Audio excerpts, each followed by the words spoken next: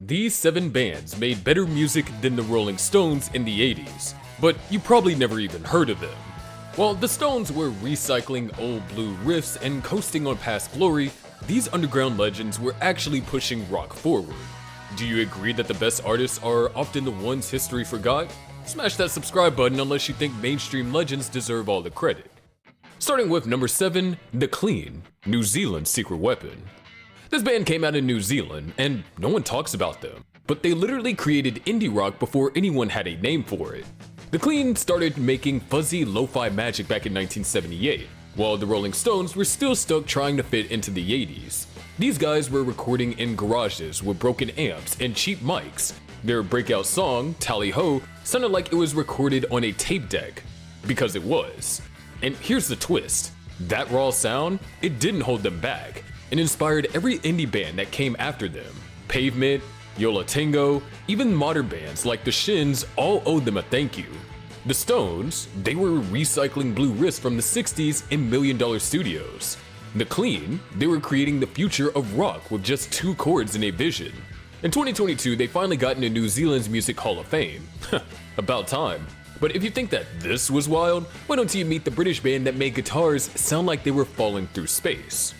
But let's move on to number 6, the Chameleons, Manchester's Forgotten Kings. While the Rolling Stones were recycling blues rocks on albums like Dirty Work, a little-known band from Manchester was creating soundscapes so haunting they made the charts look irrelevant. Enter the Chameleons. These guys didn't just play guitars, they painted feelings with reverb, delay, and atmosphere. Their debut album, Script of the Bridge, isn't just music, it's a mood, a storm, a cathedral made of echo. Songs like Don't Fall and Second Skin pull you into a different universe, one the Stones never dared to enter. But here's the twist, they never had a hit. Not one. No radio play, no mainstream love. Yet bands like Oasis, The Verve, even Smashing Pumpkins owed them everything.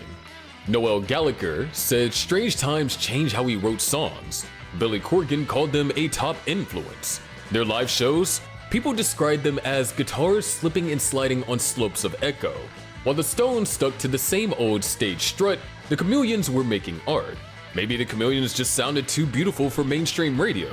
Well, up next we got a band that took punk and blended it with something no one saw coming. Number 5, the Raincoats, the feminist punk pioneers. The Raincoats mix punk with reggae, folk, and pure experimental noise while singing about things the Stones never dared to touch. They formed in London during the original punk explosion of 1977, but they took it somewhere completely different. These women talked about real experiences, not just the usual rock cliches about rebellion and cars. Their sound was deliberately rough and unconventional. They used violins, mixed in tribal rhythms, and Anna Da Silva's voice could go from a whisper to a fierce chant in seconds. While the Stones were polishing their sound for arena crowds, the Raincoats were tearing music apart and rebuilding it from scratch. Their song, Fairy Tale in the Supermarket, is weirder, more honest, and more interesting than anything the Stones released in the entire decade. The Raincoats weren't just a band, they were a revolution. Kurt Cobain called them more important than most MTV bands and even helped reunite them. Their raw feminist punk inspired Sonic Youth, Bikini Kill, and the Riot Girl movement. They broke every rule and proved you don't need permission to make powerful, messy, unforgettable art. Was their radical message too much for mainstream radio? Do you think they deserved more recognition in their time? Answer in the comments. The next band took a completely different approach. They turned pure emotion into musical poetry. We're talking about number 4, the Go-Betweens, Australia's heartbreak poets.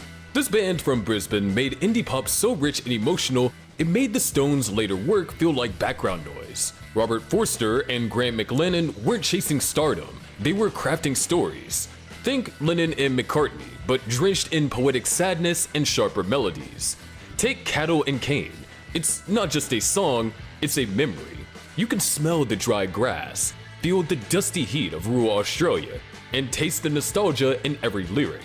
While the Rolling Stones were busy recycling rock cliches, the Go-Betweens were writing literature you could dance to.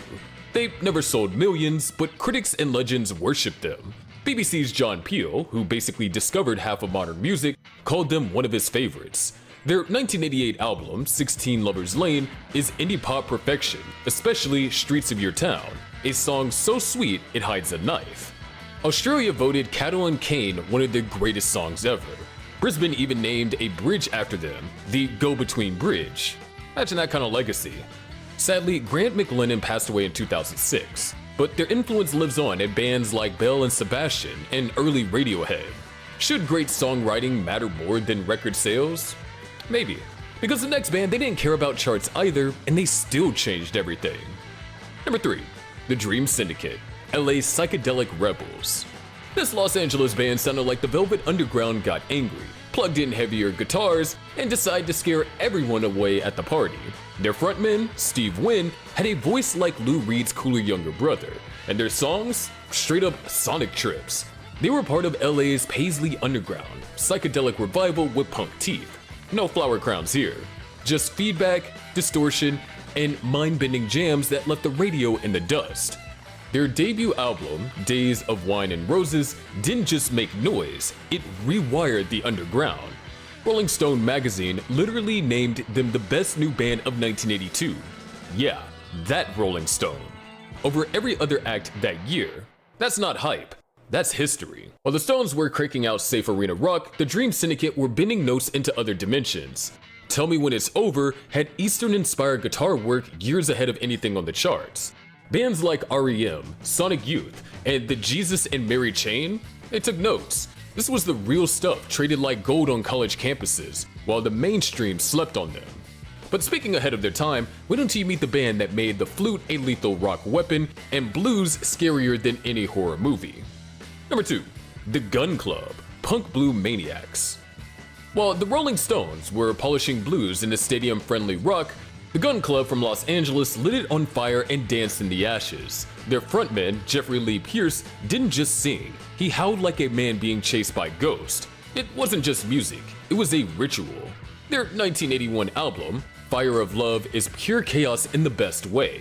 Tracks like Sex Beat and She Is Like Heroin didn't just borrow from blues, they tore it up, rewired it with punk, and gave birth to something wild and new, punk blues. Imagine if Robert Johnson had a meltdown inside a dive bar while the Stooges played backup. That's the Gun Club. And here's the twist.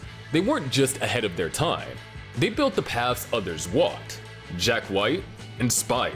Nick Cave, played with them. The Cramps, the Pixies, and half the underground scene all echo their influence. While the Stones were refining, the Gun Club was reviving. They brought danger back to blues, passion, imperfection, soul. Live shows felt like exorcisms, real rock and roll, raw, reckless, and unforgettable. So tell me, should music evolve by honoring its roots, or burning them down and starting all over? Because the Gun Club didn't ask for permission, they just did it. And at number 1 on our list we have The Replacements, the drunk Shakespeares of rock. The Replacements weren't just a band, they were a feeling. Imagine if Shakespeare got drunk in the garage and invented punk rock. That's how raw and poetic they were. Straight out of Minneapolis, these guys wrote songs that were sloppy and perfect at the same time. Paul Westerberg wasn't just a frontman, he was a walking heartbreak machine, writing lyrics that punched you in the gut and made you laugh through the pain. Let It Be wasn't just an album, it was a masterpiece. Critics gave it an A+ rating. Real ones know Unsatisfied hits harder than anything the Stones released in the entire 80s. Their shows? Either absolute disasters or borderline religious experiences. Sometimes both in the same set. That's what made them legendary. Zero polish, all heart. They were what rock music is supposed to be. Unpredictable, emotional, dangerous, real. While the Rolling Stones were coasting on their name, the Replacements were bleeding honesty into every lyric. Songs about being drunk, confused, in love, and lost, all crammed into messy 3-minute explosions. They didn't play the fame game, and that's why they mattered more. They didn't just influence a sound, they sparked a movement. Indie, alternative, grunge, it all owes a debt to them. They were too wild for the charts, too real for MTV, and maybe just too good for their own time. Do you actually think the Rolling Stones still deserve their legendary status? Or have we just been hypnotized by nostalgia? Drop your thoughts in the comments. Like and share if you dared to challenge the classics, and if hauntingly forgotten cinema from the 60s sounds tempting, Check out our last video, and of course, subscribe for more.